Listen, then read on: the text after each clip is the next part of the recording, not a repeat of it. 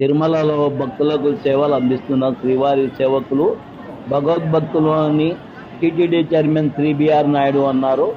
తిరుమలలోని ఆస్థాన మండపంలో బ్రహ్మోత్సవాలలో భక్తులకు సేవలు అందించేందుకు వివిధ రాష్ట్రాల నుంచి విచ్చేసిన శ్రీవారి సేవకులతో చైర్మన్ మంగళవారం ఆత్మీయ సమావేశం నిర్వహించారు. ఈ సందర్భంగా ఆయన మాట్లాడుతూ శ్రీవారి సేవకులు అంటే తనకు ఎంతో గౌరవమని పేర్కొన్నారు. తాను ముఖ్యమంత్రి వర్యులు శ్రీ నారా చంద్రబాబు నాయుడు గారిని కలిసిన ప్రతిసారి శ్రీవారి సేవకుల గురించే ప్రస్తావిస్తానని తెలిపారు. దేశంలోని ఎంతో మంది ప్రముఖులు శ్రీవారి సేవ చేసేందుకు ఉత్సాహం చూపిస్తున్నారని చెప్పారు. తిరుమలకు విచ్చేసే భక్తుల్లోనే భగవంతుడు ఉన్నాడని, వారికి సేవ చేస్తే భగవంతుడికి సేవ చేసినట్లేదని తెలిపారు.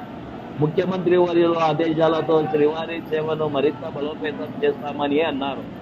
శ్రీవారి సేవా విభాగం 10ంతలు అభివృద్ధి చెందాలని ఆకాంక్షించారు. శ్రీవారి సేవకుల సేవాకాలం ముగిసిన అనంతరం వారు భక్తులకు అందిస్తున్న విశేష సేవలకు గాను మరింత మెరుగైన స్వామివారి దర్శనానికి ఏర్పాట్లు చేయాలని అధికారులను ఆదేశించారు. త్వరలోనే ఈ విషయంపై బోర్డు సమావేశంలో చర్చించి తగిన నిర్ణయం తీసుకుంటామని తెలియజేశారు.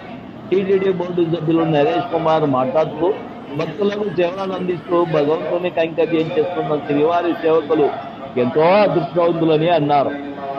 తమ సందేశంలో అదనపు ఈవోసీ సిహెచ్ వెంకయ్య చౌదరి మాట్లాడుతూ భగవంతునికి భక్తునికి మధ్య అనుసంధానం శ్రీవారి సేవకులు తమ సేవలను అమోఘంగా అందిస్తున్నారని, పనివేళలతో పని లేకుండా నిరంతరం భక్తుల సేవలో ఆహర్నిశలు శ్రమించే టీటీడీ ఉద్యోగులు 6 గంటలప్పుడు బుక్ చేసుకోవాల్సి ఉంటుంది. నేడు శ్రీవారి సేవకులు వెన్నుదన్నుగా ఉంటూ భక్తులకు సేవలు అందిస్తున్నారు. తిరుపతిలో ముఖ్య నిఘా మరియు భద్రతాధికారి మాత్రమే ఇవ్వడం జరుగుతుంది.